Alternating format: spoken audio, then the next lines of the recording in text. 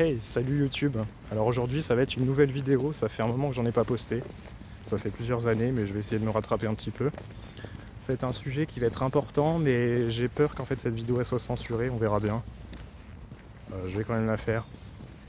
Donc au programme en fait on va voir quels sont les 4 meilleurs traitements pour se soigner quand on est atteint de la maladie de Lyme chronique, c'est-à-dire une infection par Borrelia, le Lyme. Quand ça fait plusieurs années, plusieurs mois que l'infection a vraiment atteint le corps bien comme il faut, le cerveau, le cœur, le système digestif, les articulations, et c'est le bordel, c'est compliqué, c'est dur à soigner. On a peut-être déjà eu un traitement qui a échoué ou qui n'a pas été suffisant pour guérir, et c'est très compliqué. Donc tous les traitements dont je parle ont été évoqués en fait dans des études, donc je ne les sors pas de mon cerveau, je n'ai rien inventé, je ne fais que partager. Alors, le numéro 1, ça va être le disulfiram. Alors le disulfiram, de base, c'est une molécule allopathique qui est utilisée pour sevrer les alcooliques. Donc ça leur donne un effet en t'abuse lorsqu'ils boivent. Donc ça rend insupportable le fait de consommer de l'alcool. Donc c'est le but. Mais il y a eu des études qui ont prouvé qu'en fait ce médicament-là avait une très bonne activité contre Borrelia et en plus une très bonne diffusion dans le corps, dont le système nerveux, là où Borrelia aime bien se cacher. Ce qui rend ce médicament très intéressant pour ma part. Je vous donne mon avis. Ce n'est pas le traitement par lequel il faut commencer.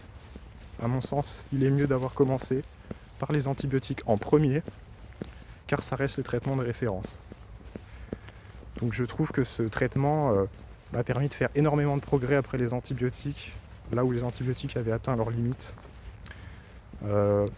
La dose diffère en fonction des individus. Et de toute façon, il y a des études qui ont été publiées là-dessus. Donc je trouve que c'est un traitement qui est très intéressant. Il y a quand même des effets secondaires. C'est pas un traitement qui est anodin du tout. Donc il faut voir ça avec un médecin, comme tous les traitements d'ailleurs évoqués dans cette vidéo-là. Mais je trouve que c'est une molécule qui est très prometteuse et qui est très peu coûteuse en plus. Ensuite, en numéro 2, on a les antibiotiques. Donc les antibiotiques n'ont plus à faire leurs preuves face à la maladie de Lyme, qu'elle soit aiguë, chronique, c'est un peu plus compliqué, mais il y a une certaine efficacité, il y a quand même une efficacité qui fait que ça vaut le coup d'être traité. Ça peut vraiment améliorer la vie des patients et sauver des personnes.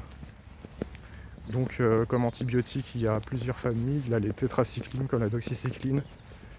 Il y a les pénicillines comme les ceftriaxone et l'amoxicilline.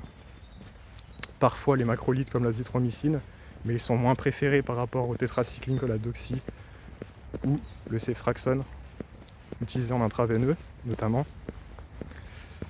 Donc ce sont des traitements de première ligne à effectuer.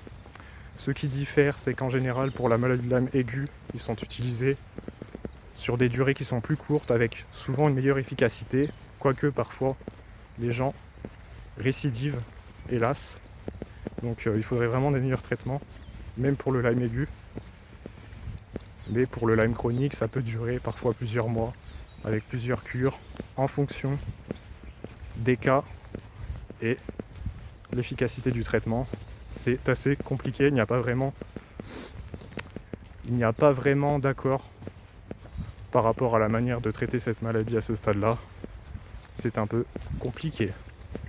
En numéro 3, nous avons les traitements à base de dapsone combiné du docteur Richard Horowitz, qui est un médecin interne aux États-Unis, qui est l'un des plus grands spécialistes de la maladie au monde et qui a découvert que, en associant des antibiotiques utilisés couramment contre la maladie de Lyme avec de la dapsone à diverses doses, on pouvait obtenir des rémissions dans certains cas pour des personnes qui rechutaient après les antibiotiques et qui étaient en quelque sorte condamnées à prendre des cures d'antibiotiques un peu ad vitam aeternam, ce qui est pas franchement idéal.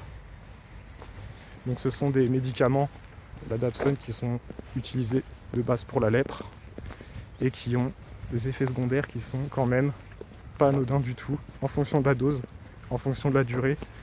Notamment au niveau sanguin, ça peut provoquer une anémie, une méthhémoglobinémie, qui sont des effets secondaires qui sont assez sérieux, qui doivent être surveillés. Et il doit y avoir vraiment une vraie surveillance avec un médecin pour effectuer ce genre de traitements expérimentaux.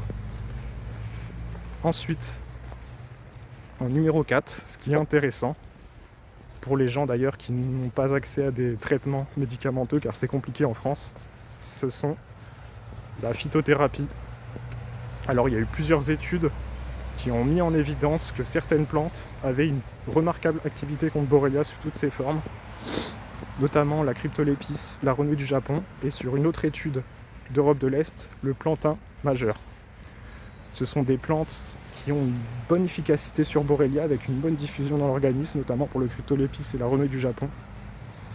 Ce qui peut aider en fait certaines personnes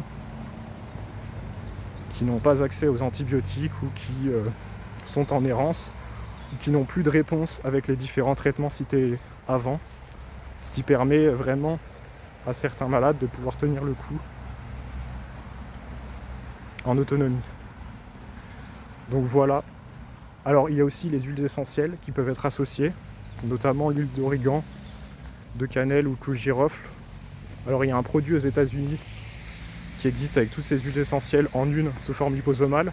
Malheureusement il est très très cher en Europe. Et donc la meilleure option peut être de prendre de l'huile d'origan ou des solutions briseuses de biofilm comme la lombrokinase ou des produits de ce type pour avoir un bon effet. Là encore, les Américains ont quand même plus d'options que nous en Europe, malheureusement. Ils seront toujours en avance par rapport à nous. Mais il faut l'accepter, c'est comme ça. Alors voilà, j'espère que cette vidéo aura pu aider plusieurs personnes. C'est un vrai plaisir de partager avec vous ces informations. Et je vous dis à bientôt, prenez soin de vous. Et n'oubliez pas de vous abonner, bien sûr, et de partager la vidéo. Allez, salut!